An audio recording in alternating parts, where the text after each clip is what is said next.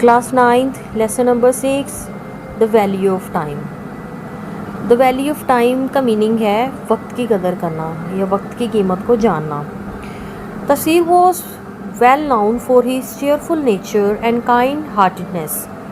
He was adored by all, but despite these admirable qualities, he had one flaw, and that was his time management. He was terribly weak in managing his time. Taseer was well known, जो जाना जाता था अपनी खुश मिजाजी की वजह से, and kind heartedness, और अपनी रहम दिली की वजह से। ही वॉज अडोर्ड, वो बहुत जो है वो उसकी तारीफ़ बटोरता था और तारीफ़ हासिल करता था बाय ऑल, हर किसी से। But despite these admirable qualities, इन जो एडमायरेबल क्वालिटीज़ के बावजूद, काबिल तारीफ़ जो खसूसियात हैं, इनके बावजूद ही हैड वन फ्लो, उसमें एक चीज़ की कमी थी, and that was his time management. और वो उसका जो टाइम मैनेजमेंट था कि किस तरह से जो है वो टाइम को आपने जो है वो किस तरह से मैनेज करना है, या किस तरह से जो है आपने अपने वक्त को, अपनी स्टडीज़ को अपने साथ जो है वो कैसे लेके चलना है। एक मनसूबेबंदी हो इंसान के पास,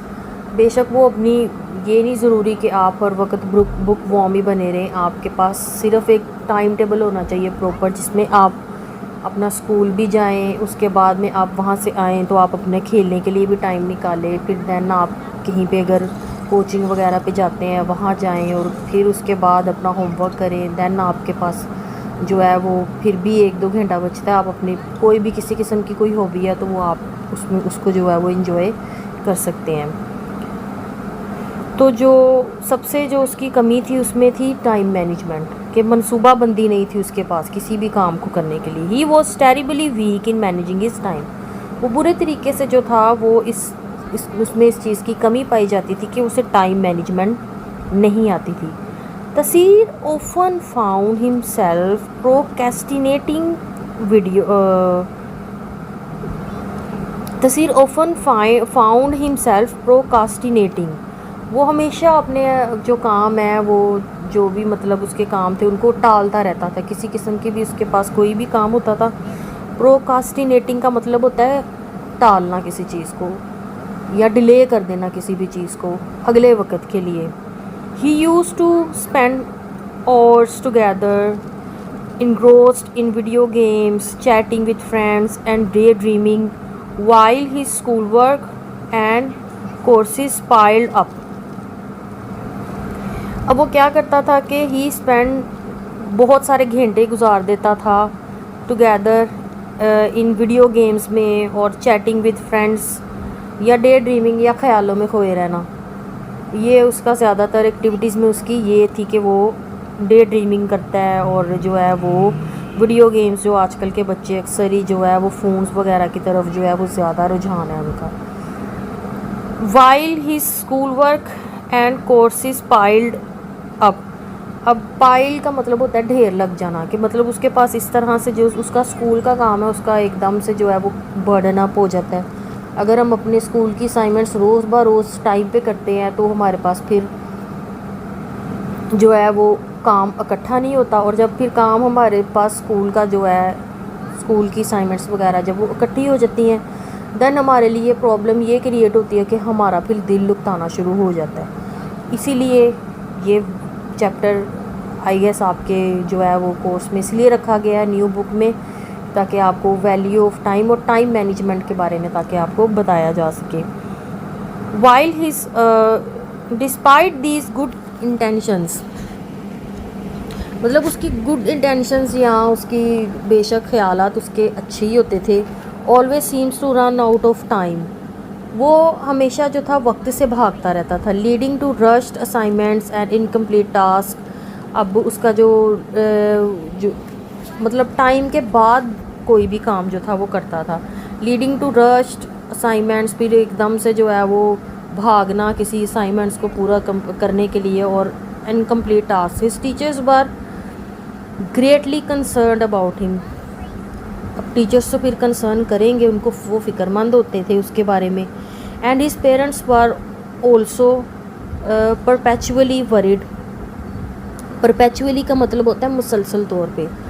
अब उसके टीचर्स भी जो थे उसके लिए जो थे कंसर्न रखते थे, उसके लिए परेशान रहते थे, और उसके पेरेंट्स भी जो थे मुसलसल जो है वो परेशानी में रहते थे। But Taseer wasn't ready to change his way at all. लेकिन जो तसीर था वो अपने आप को बिल्कुल भी वॉजंट रेडी, वो बिल्कुल तैयार नहीं था अपने आप को बदलने के लिए। One day his grandfather was a wise old man, noticed his struggle. He decided to impart a value lesson. He specially invited Tasir to his house. एक दिन क्या हुआ, उसके जो दादा अबू थे, who was a wise old man, जो कि एक बड़े समझदार किस्म के बूढ़े इंसान थे, नोटिस्ड, उन्होंने ये नोटिस किया, उन्होंने इस चीज़ का जायज़ा लिया। ही स्ट्रगल, उसकी जो ये स्ट्रगल है, वो जो इस परेशानी का जब उन्हें पता चला, ही डिसाइडेड, उन्होंने डिसाइड किया, उन्होंने इस चीज़ का फ़ैसला किया to impart a value lesson, के उसे एक सबक सिखाया जाए। ही स्पेशली इनवाइटेड, उन्होंने उसको ख़ास तौर पे जो है वो तसीर को इनवाइट किया, उसे दावत दी, टू हिज हाउस, अपने घर में आने के लिए। Taseer was warmly greeted by his grandfather. अब जो तसीर जो था वो बड़े गर्मजोशी से, वार्मली गर्मजोशी से जो है उसका इस्तकबाल होता है उसके ग्रैंडफादर के घर में। He led him to the kitchen table, वो उससे कहाँ ले गए, किचन टेबल की तरफ ले गए। There was empty glass jar, वहाँ पे एक खाली जो था वो एम्प्टी ग्लास शीशे का जो जार पड़ा हुआ था। And a basket filled with big rocks, और एक बास्केट पड़ी हुई थी जिसमें बिग रॉक्स थे। There was an empty glass jar and a basket filled with big rocks, pebbles and sand. Taseer looked intrigued. अब तसीर जो है वो नज़र आया दिलचस्पी रखने वाला, और उसने दिलचस्पी ली इस चीज़ में, उसमें क्यूरियोसिटी पैदा हुई कि व्हाट्स गोइंग ऑन, कि क्या होने वाला है। तसीर, उसके ग्रैंडफादर कहते हैं, Taseer, I want you to fill this jar with everything in the basket. ये जो बास्केट में जो कुछ भी है, ये जो रॉक्स हैं, पेबल्स हैं और सैंड है, ये सारे मैं तुमसे चाहता हूँ कि तुम इनको जो है वो इस जार में फिल करो। Taseer eagerly began to pouring this sand into the jar. अब वो जो है बड़ी स्ट्रॉन्ग डिज़ायर के साथ, जो बड़ी ख्वाहिश के साथ जो है क्या करता है कि वो जो सैंड जो है जार में डालना शुरू करता है, फॉलोड बाय द पेबल्स, उसके बाद पेबल्स डालता है। When he try to fill the rock big rocks, और जब वो बड़े वाले पत्थर जो है वो डालने शुरू करता है, इन दे डिडंट फिट, और वो उसमें जो है वो पूरे नहीं आते। Taseer frowned the looked at his grandfather, अब वो जो फौरी तौर पे अपने ग्रैंडफादर की तरफ देखना शुरू कर देता है। ही वॉज पजल्ड, वो एकदम से घबरा जाता है। Paragraph number 6, let me show you something, अभी मैं तुम्हें एक चीज़ दिखाता हूँ। उसके ग्रैंडफादर कहते हैं, मैं तुम्हें भी एक चीज़ बताता हूँ। His grandfather replied with a smile, वो जो है वो उसके जवाब में उसके जो है वो हल्का सा मुस्कुराए। He emptied the jar and methodically placed the large rocks. अब वो क्या करते हैं, सबसे पहले मेथड के साथ, एक जो है तरीके के साथ, एक मुंज़म तरीके के साथ क्या करते हैं, सबसे पहले बड़े वाले पत्थर डालते हैं inside first, later he added the pebbles, फिर वो जो है वो कंकड़ियाँ डालते हैं, which fit in the spaces between the rocks, जो कि रॉक्स के बीच में जो भी स्पेसिस थी उनमें फिर वो जो पेबल्स हैं उन्होंने वो एडजस्ट हो जाती हैं। And finally he poured the sand, और आखिर में वो क्या डालते हैं, सैंड, रेत डालते हैं, which filled the gaps left by the pebbles and the rocks, जो पेबल्स। टू तसीर्स अमेजमेंट, अब वो इतना हैरान होता है, इतना परेशान होता है कि एवरीथिंग फिटेड परफेक्टली, अब हर चीज़ जो है वो परफेक्टली जो है वो हो चुकी है।